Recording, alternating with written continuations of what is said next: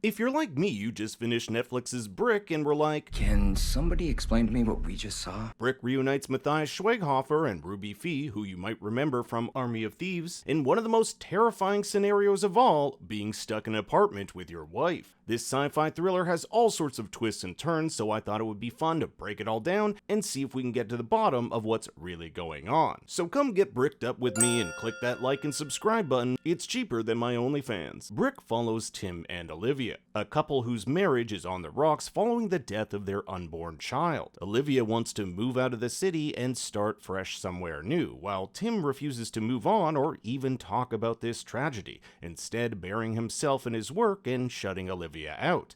While Brick might be a story about people being physically trapped, it's equally about the barriers we put up within ourselves, those barriers that prevent us from confronting our trauma and moving on. Over the course of the movie, Tim will have to break down those barriers, both physical and metaphorical. Before our protagonists find themselves bricked up, there are a few interesting details you might have missed. Take, for example, this fly that transitions from tiny nanoparticles to being trapped underneath Tim's glass. Not only does it foreshadow the use of nanoparticles in the creation of these brick walls, but the fly itself is a metaphor for Tim being trapped. It is only after Tim escapes that we also see this fly free outside as well. There's also this extremely brief interaction with a character we'll come to know as Anton. In fact, it's the only time we'll see him alive other than on the security tape. He looks to be returning home from his job at Epsilon Nanodefense, a company we'll find out experienced a disastrous malfunction resulting in the entire city to be covered in this nanotech. We never find out whether this incident was an accident or some sort of attack.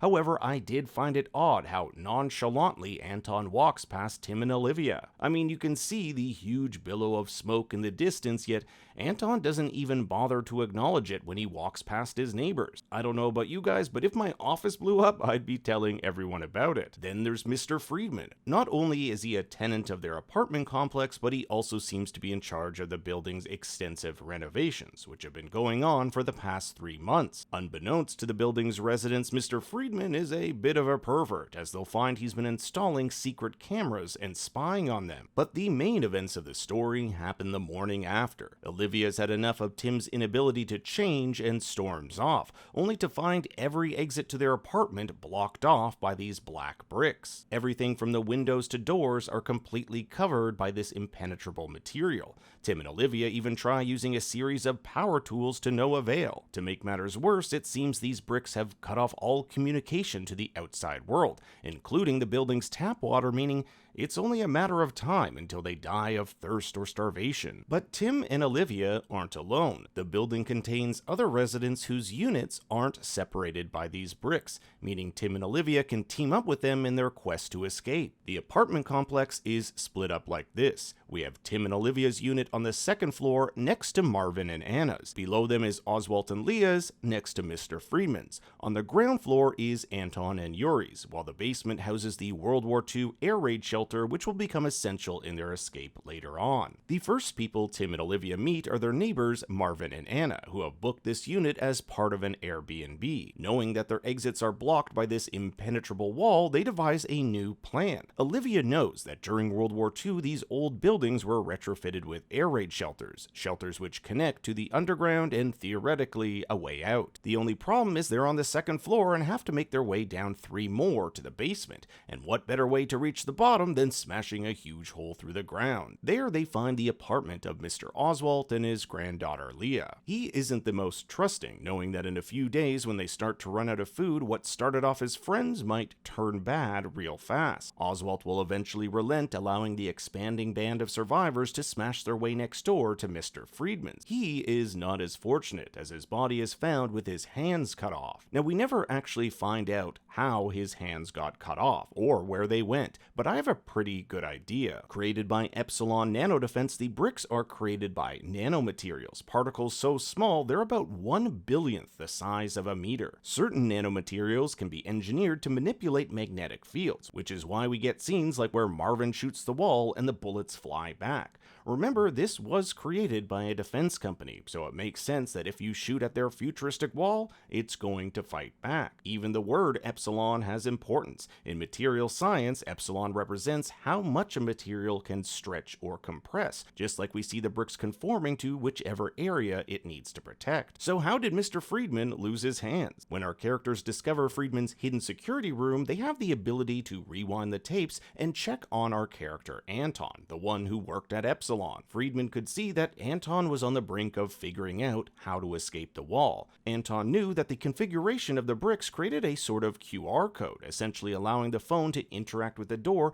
using a series of camera flashes. But before Anton could escape, he was attacked and killed by his roommate, Yuri, who believed that by opening the door, it would kill them both. Friedman would go on to use Anton's technique, but experience the same calamitous result as what will soon befall Anna. If the correct order isn't pressed, rather than opening a way out, it sucks its victim in. Just like Anna got stuck and lost half her body, something similar seemed to have happened to Friedman. He likely put his hands in to test the portal, only for them to get ripped off and him to subsequently bleed to death. The film also introduces a secret villain. Well, it's not that secret because the camera constantly turns to him, giving evil glares. The group eventually discovers Yuri was the one responsible for Anton's death, but not before he cracks Leah's neck. Pretty soon, almost everyone in the complex meets a tragic end. Oswald is shot when a bullet ricochets off the wall, Anna's body is cut in half, Yuri is smashed in the head with a sledgehammer, and Marvin shoots himself after losing his fiancée. This leaves us with our original two, Tim and Olivia. They successfully open the door in the basement using the correct number of flashes, which leads them to the air raid shelter, which connects to the outside.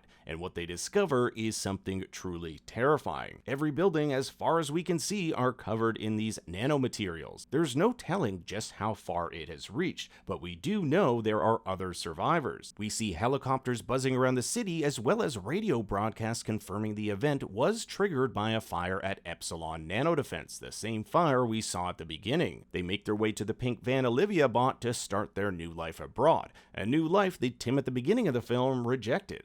I mean, if I had to scamper off in a pink van, I probably would too. But now he's a changed man, having come to terms with not only the death of his unborn child, but his own mortality. The Olivia at the beginning of the film said, I just know you'll never change. But thankfully for the both of them, he has. We see them hold hands as they venture off into a markedly different world as fighter jets scramble above. Do I think the entire world is covered in this? No, but certainly most of the city. And unfortunately, we never find out if the video game Tim was working on will ever get made. I guess they're saving that for the sequel. So what did you think of Brick? I want to hear your thoughts and theories in the comments below.